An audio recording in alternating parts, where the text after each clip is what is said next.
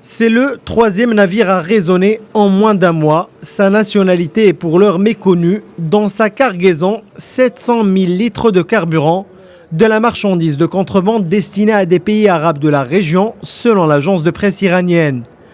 Une nouvelle saisie qui amplifie les tensions entre les États-Unis et la République islamique iranienne dans le Golfe.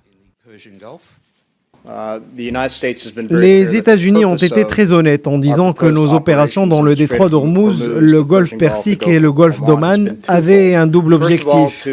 Premièrement, promouvoir le principe de la liberté de navigation et du commerce. Deuxièmement, empêcher toute action provocatrice de l'Iran susceptible d'entraîner un malentendu ou un faux calcul pouvant conduire à un conflit. Ennemi juré de l'Iran, les États-Unis tentent depuis plusieurs semaines de former une coalition dans le Golfe pour protéger les navires marchands empruntant le détroit d'Ormuz. La défense australienne, alliée des États-Unis, craint de se laisser aller dans un conflit avec l'Iran. Nous sommes profondément préoccupés par les tensions accrues dans la région et nous condamnons fermement les attaques contre les navires dans le golfe d'Oman. La demande des États-Unis est très sérieuse et très complexe.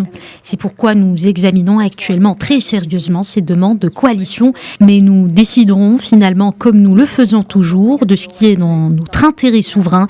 Et nous avons certainement discuté de cette question lors de consultations ministérielles. Mais encore une fois, aucune décision n'a encore été prise.